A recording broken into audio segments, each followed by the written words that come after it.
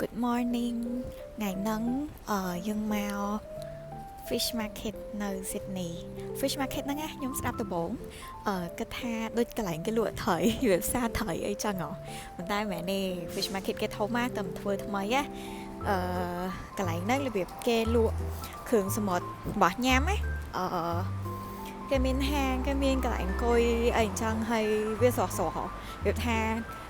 គ្រឿងសមុទ្រគេយកមកពីផែភ្លាមអីអញ្ចឹងណាចឹងពេលណាយើងចង់ញ៉ាំគ្រឿងសមុទ្រអីមកនេះមានគ្រប់មុខហ្មងចាំតិចទៀតខ្ញុំឲ្យមើលFish Market គេនឹងធំប៉ុណ្ណានេះអ្នកទាំងអស់គ្នាឥឡូវយើងមកដល់ហើយផ្សារត្រីឬក៏នៅនេះគេហៅថា Fish Market ខ្ញុំចេះហៅផ្សារត្រីលេងទៅប៉ុន្តែមិនទូចទេអ្នកទាំងអស់គ្នាសងនេះអស់$800 លានអូស្ត្រាលីហើយនៅក្នុងនឹងមានដូចរបៀបតូបគេមួយចឹងណាតែក៏មិនមែនទូចដែរតូបគេនោះក៏រៀងធំដែរ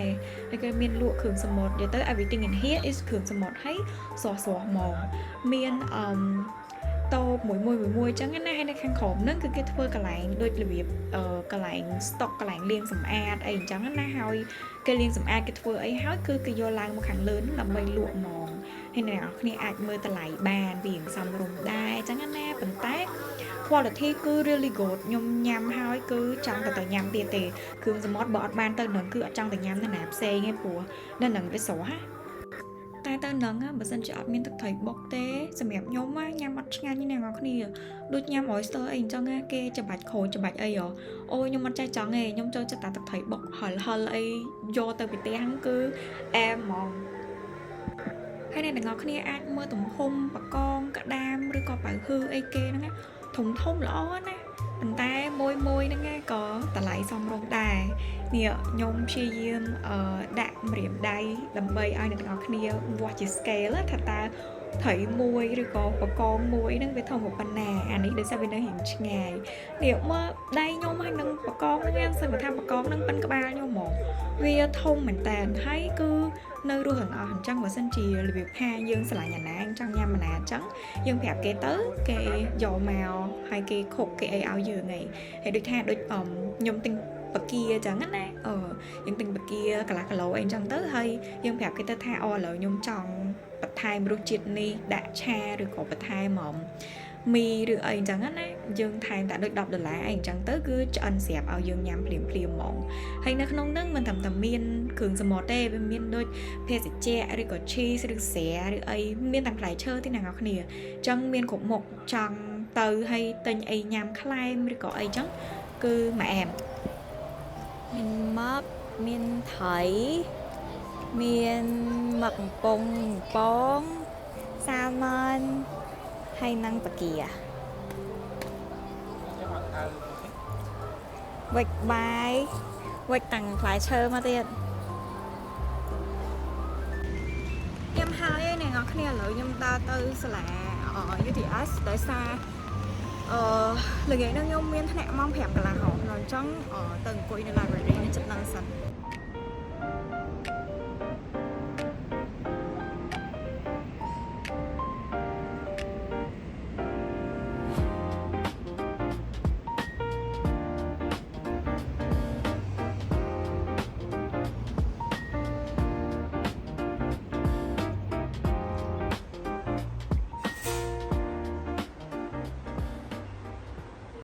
ខ្ញុំទៅអត់ចាស់នៅមួយកន្លែងស្ងៀមហ្មង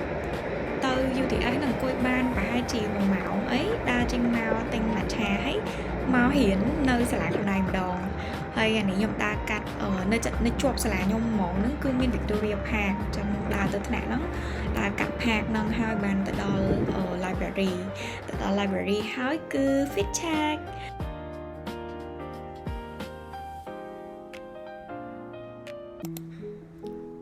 មុននឹងចូលរៀនថ្នាក់មួយខ្ញុំព្យាយាមមើលមេរៀនមុនអញ្ចឹងណាព្រោះបើយើងមើលមុនទៅយើងរៀងដឹងច្រើនអញ្ចឹងពេលគ្រូនិយាយអីយើងរៀងចាប់បានតន់បើមិនអញ្ចឹងទេរៀនអត់តន់ទេហើយណែមួយខ្ញុំចេះគិតថាទោះបីជាពេលខ្លះរៀងធុញរៀងហត់បន្តិចដែរតែវាជា semester ចុងក្រោយហើយដែលខ្ញុំជាសិស្សព្រោះតែរៀនចប់ហើយខ្ញុំអត់ដឹងថាខ្ញុំនឹងត PhD អត់ទេហើយបើទោះជាតក៏វាជា research ដែរអញ្ចឹងខ្ញុំគិតថាវាជាលើកចុងក្រោយដែលខ្ញុំ thử ngồi hiền trongថ្នាក់ស្ដាប់គ្រូចឹងមានតែ give it one final push កុំឲ្យស្ដាយក្រោយ Good morning អ្នកនរគ្នាថ្ងៃនេះខ្ញុំត្រូវទៅ excursion excursion ហ្នឹងអត់ពេញមួយថ្ងៃទេតែពីម៉ោង 9 ដល់ម៉ោង 10 ពេលហើយទៅបាងខ្ញុំអត់ដឹងថាបាងគេធ្វើអីដែរប៉ុន្តែខ្ញុំគិតថាបាងជាទៅនិយាយពី sustainability របស់បាងនេះចឹងណាចឹងតិចទៀត see you តំបន់កន្លែងធ្វើការគេលយម៉ែហ្នឹងណាមកគឺមានអារម្មណ៍ថាអូយទីក្រុងធំហ្មងហើយក៏ប៉ិតមុននឹងទៅបែកហ្នឹងគឺយើងចូលកន្លែង basement គេនៅខាងក្រោមហ្នឹងគេមានជា green space មួយដូចជា start up មួយចឹងណាគាត់ដាំគេហៅអីណោះគេហៅដូចបន្លែកូនរុក្ខជាតិទូចៗដែលយើងញ៉ាំហ្នឹងណាហើយគេធ្វើហ្នឹងគឺនៅក្នុង basement ហ្មង basically គឺអត់មាន sunlight ទេហើយវាស្តៀងនឹង hydroponic គ្រាន់តែថាគេអត់ run ទឹកច្រើនទេអានេះគេ build ជា system indoor plant ណាហើយគេប្រើភ្លើងពូល LED ហ្នឹងជំនួសឲ្យ sunlight ហើយវាអាចប្រព្រឹត្តទៅបានហ្នឹងក៏ដោយសារតែពួកកូនរុក្ខជាតិអស់ហ្នឹងគឺវាត្រូវការតា germination ទេដូចថាត្រូវការតែបដោះឯងអញ្ចឹងគាត់មាន seed គាត់បដោះហើយវាដុះបានដូចថាមួយអាទិត្យអីអញ្ចឹងគឺគាត់យកទៅរស់រងថ្ងៃចេញពី green space ហ្នឹងយើងគ្រាន់តែឡើងមកលើមកជា office របស់ bank ហើយដូចខ្ញុំនិយាយមុនហ្នឹងអញ្ចឹងគឺគេនិយាយពី sustainability របស់ bank ហ្នឹងអញ្ចឹងណាព្រោះ bank ហ្នឹងជា bank របស់គេធ្វើលើកសិកម្មអញ្ចឹងគេធ្វើលើ sustainability ច្រើនហើយគេមានដូចជា program សម្រាប់សិស្សរៀនថ្នាក់អនុបណ្ឌិតអញ្ចឹងណាគេហៅ graduate program ណាតែវាអត់ beneficial សម្រាប់ខ្ញុំព្រោះខ្ញុំ apply អត់បានហ្នឹងហើយអញ្ចឹងមានតែប៉ុណ្្នឹងឥឡូវមេឃភ្លៀងហើយអញ្ចឹងខ្ញុំចេញក្រៅអត់បានទេហើយមានពេលតែអញ្ចឹងក៏ចង់បង្ហាញអ្នកទាំងអស់គ្នាពី website សាលាខ្ញុំហើយមិនអួតសាលាណាគ្រាន់តែចង់បង្ហាញអីដែលពីមុនហ្នឹងខ្ញុំអត់ដឹងទេដូចពេលខ្ញុំដាក់អាហារូបករណ៍ហ្នឹងខ្ញុំត្រូវឆែកមើលសាលាឆែកមើល course ថា course ហ្នឹងមានអីខ្លះឆែកមើល unit រៀនមិន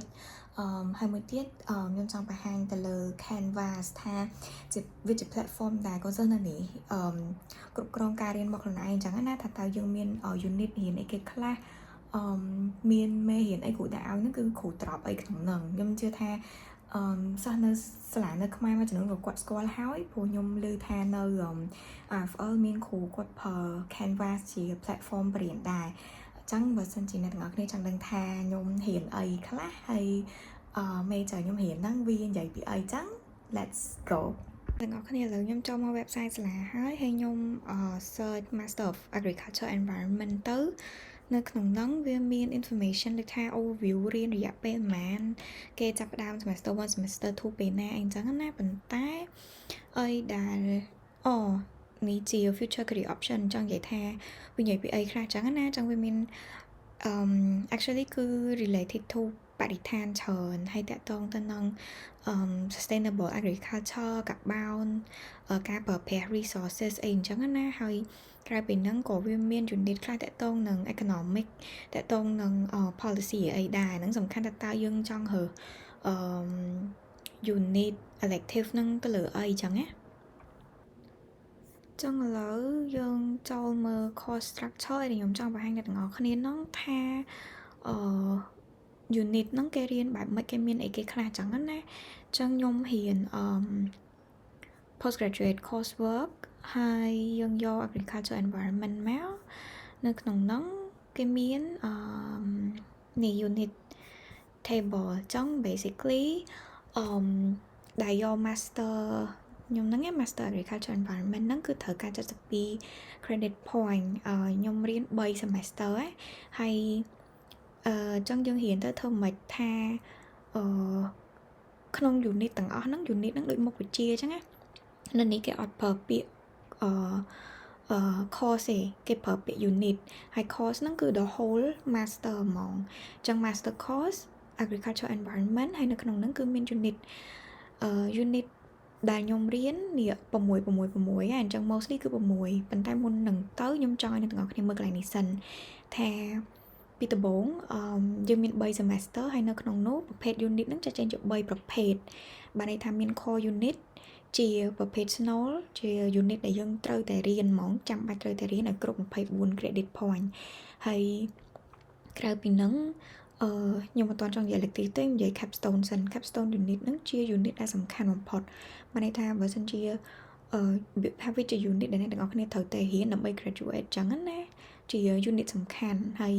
elective unit ហ្នឹងបានន័យថាអ្នកទាំងអស់គ្នាចង់រើសរៀនអីរៀនទៅចឹងណាចាំបានន័យថា core unit ហើយនិង capstone unit ហ្នឹងសាលាដាក់ឲ្យមិនអ្នកទាំងអស់គ្នាត្រូវតែរៀនចឹងហើយហើយ certificate graduate diploma ហ្នឹងជា other option ប៉ុន្តែខ្ញុំរៀន master ចឹងខ្ញុំឲ្យមើលតែ master ទេ so core unit មិញហ្នឹងគេថានេះ24 credit ណា24 credit point ដើម្បីជាប់អញ្ចឹងទាំងអស់នេះ core unit ដែលគេឲ្យរើសហ្នឹងគឺមានតែ4ទេអញ្ចឹងបានន័យថាត្រូវទៅរៀនទាំងអស់ព្រោះ6 4ដល់24នេះត្រូវអត់អញ្ចឹងដើម្បីបាន24 credit point ហ្នឹងគឺត្រូវតែរៀនទាំងអស់មុខហ្នឹងហើយពេលដែលយើងរើស unit ថាទាំងអស់មាន3 semester ត្រូវអត់ចឹង semester ទី1ហ្នឹងអ្នកនរគ្នាចង់រៀន unit អីគេខ្លះរើខ្លួនឯងយើង design ខ្លួនឯងហ្មងអត់មានសាលាគេមកប្រាប់យើងថាអូ semester ក្រោយនេះឯងត្រូវរៀននេះអីអត់ទេហើយខ្ញុំធ្លាប់ឮថាអ្នកខ្លះគាត់អត់ប្រយ័ត្នណាគាត់រើសចុះឡើងទៅគាត់រៀនតែ elective ហើយគាត់អត់រៀន core ឯដល់ពេលអញ្ចឹងវាខ្វះ unit requirement គេអត់ឲ្យជាប់ទេអញ្ចឹងអ្នកទាំងអស់គ្នាត្រូវប្រយ័ត្នអាពេលរើសហ្នឹងអញ្ចឹង core unit ខ្ញុំរៀន soil process តាក់ទងទៅនឹងគុណភាពដីការនិយាយទៅមើលលើគុណភាពដីដឹងពីការវិវត្តនៃដីថាតើប្រភេទដីហ្នឹងវាចេញមកពីប្រភេទថ្មអីប្រហែលឆ្នាំអីអញ្ចឹងណាហើយមួយទៀត climate change នេះគឺសម្រាប់ខ្ញុំពិបាករៀនមែនតើដោយសារវាមិនមែនរៀនតែពី issue ទេអាបញ្ហាហ្នឹងគឺយើងទាំងអស់គ្នាដឹងហើយបញ្ហា climate change ហ្នឹងមើលទៅស្រួលទេប៉ុន្តែពេលដែលចូលដល់ process និង history គឺរៀន evolution របស់ the whole planet earth ហ្មងចាប់តាំងពីពេល big bang រហូតមកដល់សប្តាហ៍ហ្នឹងថាតើវត្តនៃ temperature មានអីគេខ្លះយើងនិយាយទៅរៀន very very detail ហ្មង very scientific ហ្មងមុខវិជ្ជានេះសម្រាប់ខ្ញុំរៀនពិបាកប៉ុន្តែ also fascinating interesting មែនតើអ្នកនរគ្នារៀនទៅមានអារម្មណ៍ថា understand a lot ដឹងថាហេតុអីមិនវាចឹងប៉ុន្តែគាត់ struggle តិចមួយទៀត sustainable food system ជាមុខវិជ្ជាដែលខ្ញុំចូលចិត្តជាងគេរៀនពីនិរន្តរភាពនៅក្នុងប្រព័ន្ធចំណីអាហារយើងណាចឹងអានេះវាណាមួយវាជាអីដែលខ្ញុំដឹងខ្លះដែរចឹងណាអញ្ចឹងវាស្រួលដែរហើយមួយទៀត foundation strategy innovation management ចឹងអ្នកទាំងអស់គ្នាប្រហែលជាឆ្ងល់ហើយមិនថាខាងលើនេះវាប្រហែលតាក់ទងនឹង agriculture តាក់ទងបរិស្ថានដែរប៉ុន្តែអានេះជា core unit ណាជា unit ដែលចាំបាច់ត្រូវតែរៀនមកប៉ុន្តែមិននៅក្នុងបរិស្ថានហើយមិននៅក្នុងកសិកម្មទេនៅក្នុង business ឃើញ I business នឹងនៅក្នុង international business អញ្ចឹងបានន័យថាសិស្សគេទោះបីជាយើងអត់រៀន business ក៏ដោយប៉ុន្តែគេអត់ឲ្យយើងបាត់ទេរឿង strategy រឿងអីហ្នឹងឲ្យខ្ញុំរៀនអានេះយុទ្ធសាស្ត្រមួយចំនួនគឺដូចពេលធ្វើការថាមិនស្អីយើងធ្វើការមានបទពិសោធន៍យើងដឹងខ្លះចឹងណាតែបើថាយើងអត់ដែរចូលធ្វើការខ្ញុំគិតថាមុខវិជ្ជានេះសំខាន់មែនតើរៀនពី management នេះរៀនពីការ analyze រឿង industry external factor internal factor អីចឹងណាហ្នឹងហើយ elective មានច្រើន elective ចាំតិចទៀតចាំមើលខ្ញុំចង់ឲ្យអ្នកទាំងអស់គ្នាមើល capstone សិន capstone ក៏ដូចគ្នាឃើញទេមាន4ជម្រើសនេះ4ណា research review research proposal and approach research paper and research communication so basically 6 4ដល់24ដែរ capstone unit គេតម្រូវឲ្យមាន24 credit ហ្នឹងគឺទាំងស្រុងនឹងឯងហើយសម្រាប់ជាការ recommend របស់ university ចឹងណារបស់ course coordinator គាត់ឲ្យរើស2នេះមុនហើយ2នេះក្រោយមានន័យថា semester ទី1យើងអត់ទាន់រៀន capstone ទេ semester ទី2យើងចាប់ផ្ដើមយកអា2នេះ research review បានន័យថាបើសិនជានៅខ្មែរអ្នកទាំងអស់គ្នាធ្លាប់រៀន research ដឹងហើយយើងធ្វើ literature review ចឹងណាហើយអានេះគឺ research proposal មានន័យថានិយាយទៅខ្ញុំរៀន master of coursework ប៉ុន្តែ capstone ខ្ញុំគឺ research it's crazy I know and I didn't know this ខ្ញុំមិនដឹងថាបើសិនជាខ្ញុំដឹងថា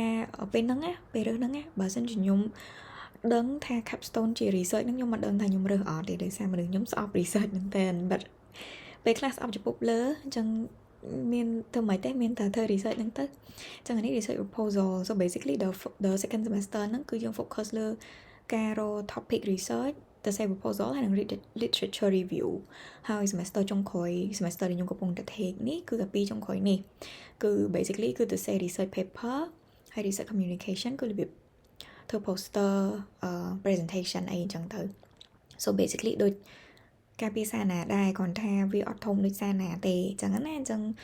សរុបមកវិញ core unit មាន4 capstone unit មាន4អញ្ចឹងណាអញ្ចឹងមានន័យថាខ្ញុំនៅសល់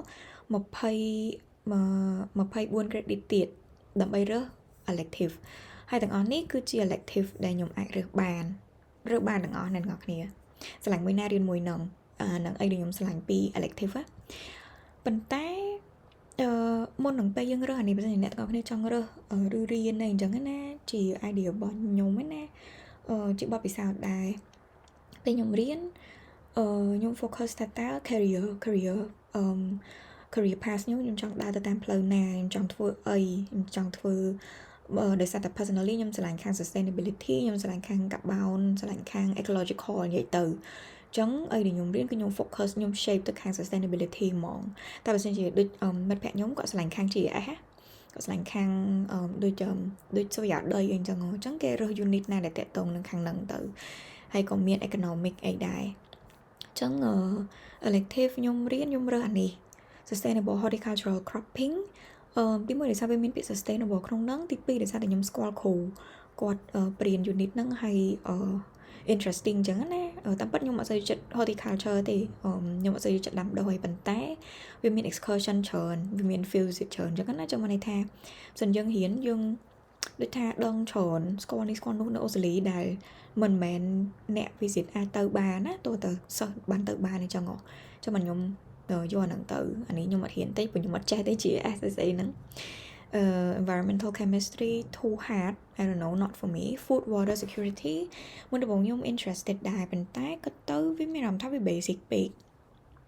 ហើយខ្ញុំមើល structure ទៅនេះទីថាអ្នកទាំងអស់គ្នាចាប់អារម្មណ៍ចឹងអ្នកទាំងអស់គ្នាចុចលើនឹងទៅវា load unit information នៃថាតើមានរៀនអីគេខ្លះនេះគេប្រាប់ faculty អីអានេះសំខាន់ដែរត្រូវមើលថាតើ prerequisite ហ្នឹងបានន័យថា unit ខ្លះតើអ្នកទាំងអស់គ្នាធ្លាប់ enroll នៅក្នុង unit មួយទៀតបានរៀនបានអញ្ចឹងណាឬក៏តើតែ enroll ស្របពេលជាមួយនឹងមួយ unit ផ្សេងឬអីអញ្ចឹងតែនេះណាន basically វាអត់សូវមានអីច្រើនដែរទេមាន learning outcome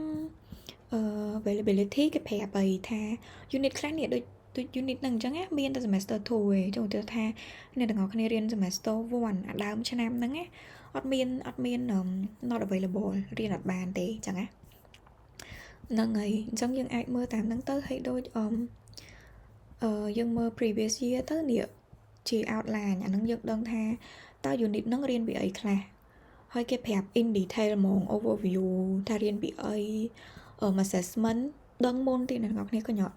ថាការតម្រូវការនៃ unit មួយហ្នឹងត្រូវការគេខ្លះចឹងណានេះ written work មាន essay មាន presentation អីចឹងទៅខាងក្រោមនេះមិនសំខាន់ទេ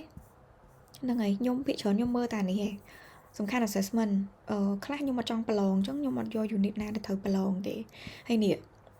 គេប្រាប់អីថាតើគ្រូហ្នឹងណាគេចឹងណាតែខ្ញុំអត់សូវចូលចិត្ត unit ហ្នឹងនិយាយទៅខ្ញុំមានអារម្មណ៍ថាវាមិនមែនជាអីដែលខ្ញុំចង់រៀនហ្នឹងហើយអញ្ចឹងយើងមើលទៅមាន mapping monitoring នេះស្តៀងនឹង GIS មិនហ្នឹងmicroeconomic not for me environmental អានេះក៏តំណងនេះនិយាយទៅអ្នកខាង GIS គឺមករៀនអានេះតំណងហ្មងមាន unit ច្រើនហើយគេមាន lab គេមានprogram ឲ្យរៀនច្រើនណាតំណងខ្ញុំចូលមើលគេបាន plate ដែរនេះអានេះក៏ខ្ញុំរៀនដែរ global environmental politics ពីមុនណាខ្ញុំមិនដែលគិតថាខ្ញុំចូលចិត្ត politics ទេខ្ញុំជាមនុស្សដែលនិយាយទៅខ្ញុំខាងវិទ្យាសាស្ត្រសតហ្មងខ្ញុំអត់សូវដឹងរឿងសង្គមរៀងអត់ល្អដែរនិយាយទៅប៉ុន្តែ at one point ដោយសារខ្ញុំបបពិសោធន៍ការងារខ្ញុំតាក់ទងនឹងខាងក្រសួងខាងអីដែរដល់ពេលអញ្ចឹងទៅខ្ញុំចង់ដឹង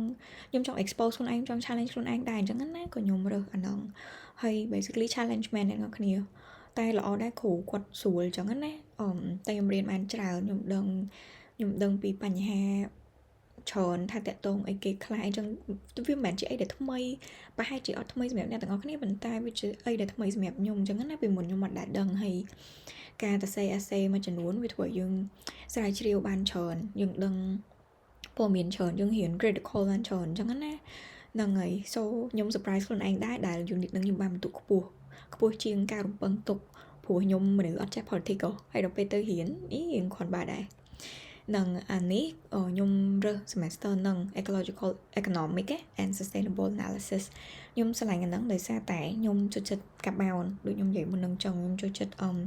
ខាង analysis ទៅលើ sustainability ថាតើខ្សែសង្វាក់ផលិតកម្មមួយឬក៏ការ practice របស់ farm ឬក៏របស់ industry ណាមួយគាត់មានផលប៉ះពាល់គេខ្លះថាតើបញ្ហាណាដែលយើងគួរថា call តើបញ្ហាទាំងអស់ហ្នឹងវាបតិកលាគ្នាបែបណាខ្លះអាហ្នឹងយើងមាន tutorial មានអីដែលយើងពិភាក្សាគ្នាហើយអីដែលខ្ញុំឆ្លាញ់អ្នកនរគ្នាការពិភាក្សាមិនមែនបានន័យថាសុទ្ធតែមានត្រូវឬខុសទេការពិភាក្សាគឺគ្រាន់តែជាការផ្លាស់ប្ដូរគំនិតការគិត idea ហើយយើងនិយាយយើង challenge គ្នាទៅវិញទៅមកពេលខ្លះយើងអត់មែនថាពេលនិយាយទៅវារកដំណោះស្រាយបានទេប៉ុន្តែយើងយល់ថាបញ្ហាហ្នឹងវាទំហំប៉ុណ្ណាតាក់ទងទៅនឹងactor ណាខ្លះអញ្ចឹងណាយើងពេលខ្លះយើងគិតថាអូយបញ្ហានេះស្រួលដូចសម្រាមអញ្ចឹងកុំចោលសម្រាមអញញ៉ាយ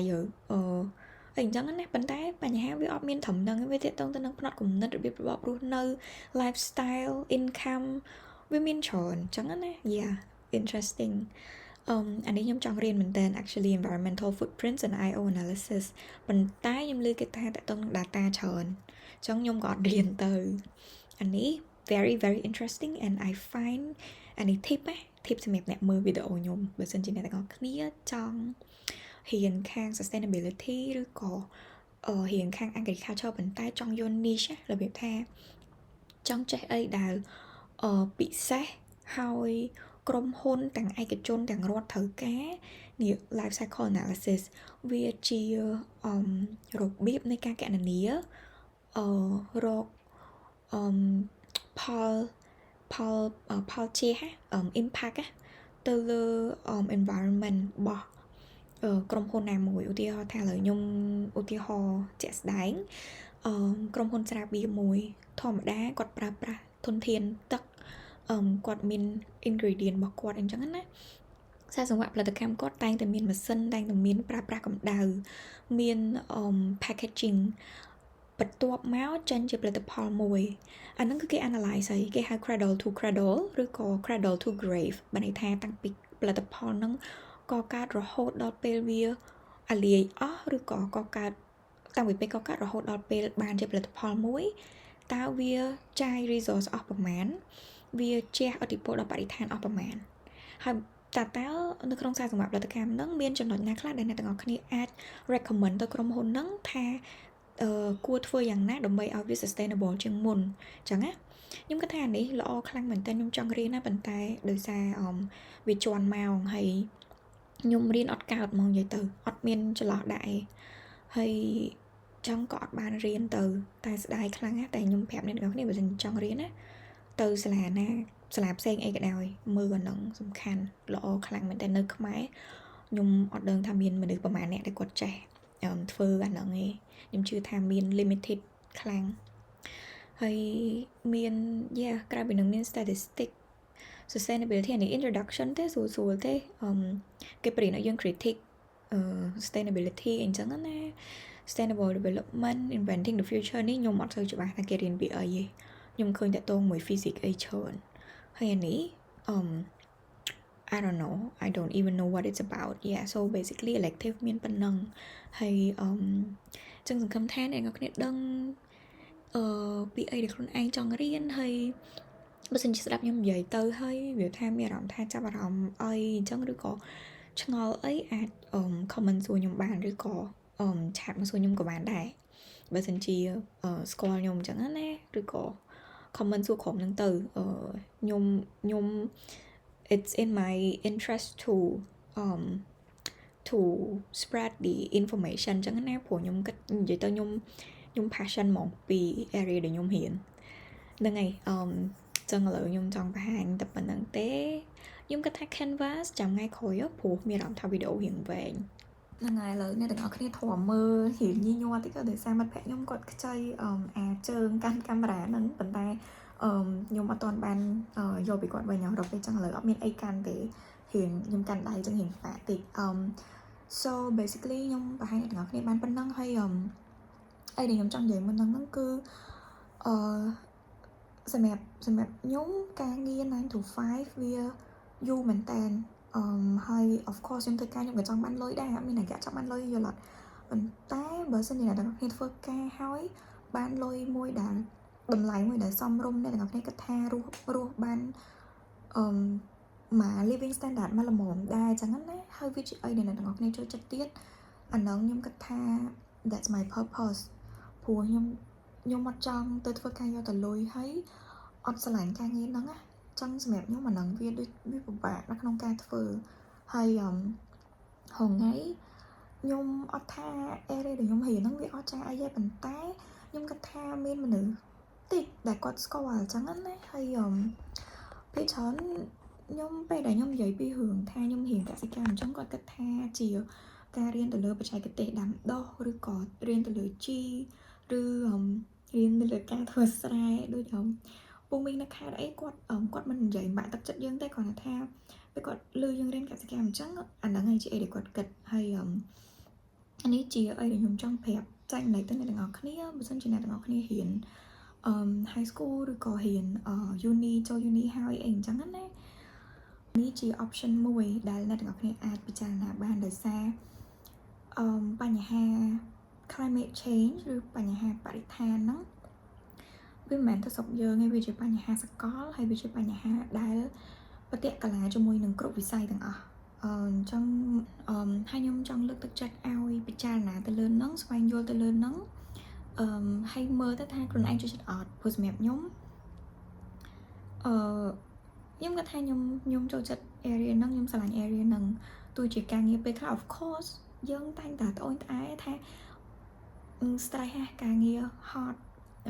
ការងារអញ្ចឹងចុះអីអញ្ចឹងប៉ុន្តែ at the end of the day I still know that I'm doing what I love and I wake up every day knowing that I'm making impact like not for an individual but like for the whole planet យល់អត់ of course ខ្ញុំម្នាក់ឯងខ្ញុំអត់មាន impact អីទៅច្រើនទេប៉ុន្តែ at least ខ្ញុំជាផ្នែកមួយនៃ impact ហ្នឹងយល់អត់ហើយវាមិនមែនសម្រាប់តែមនុស្សជាតិទេវាមិនមែនតែសម្រាប់តែមនុស្សទេអ្វីដែលយើងធ្វើ sustainability សម្រាប់ខ្ញុំមិនមែនតែថាសម្រាប់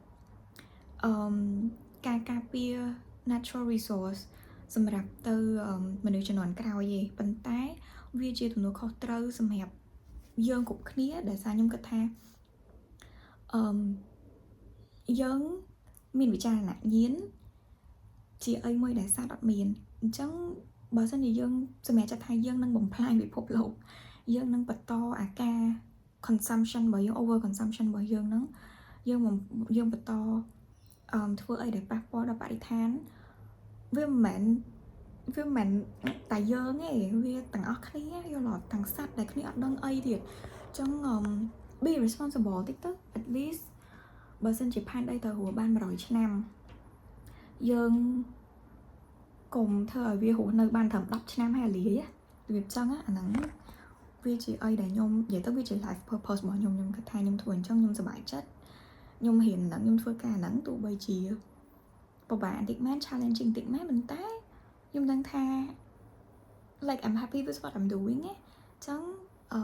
ពេលដែលខ្ញុំ get up ខ្ញុំមកហ៊ានទោះបីពេលខ្លះខ្ញុំហ៊ានអត់សូវចេះប៉ុន្តែវាអត់ dreadful ទេវាអត់ធ្វើឲ្យយើងបាក់ទឹកចិត្តខ្លាំងឯងof course stress មួយសាប៉ុន្តែពេលដែលយើងដឹងថាយើងចូលចិត្តអាហ្នឹងហើយយើងបន្តធ្វើអាហ្នឹងណាអ្នកនរគ្នានឹងងើបឡើងវិញ always ខ្ញុំមានអារម្មណ៍ថាខ្ញុំនិយាយច្រើនមែនតើអញ្ចឹងហ្នឹងឯងI think វីដេអូហ្នឹងប៉ុណ្ណឹងបានហើយចាំជួបគ្នាលើកក្រោយចាំខ្ញុំយ៉ាប់ពីងដាក់ទៀតបាយបាយ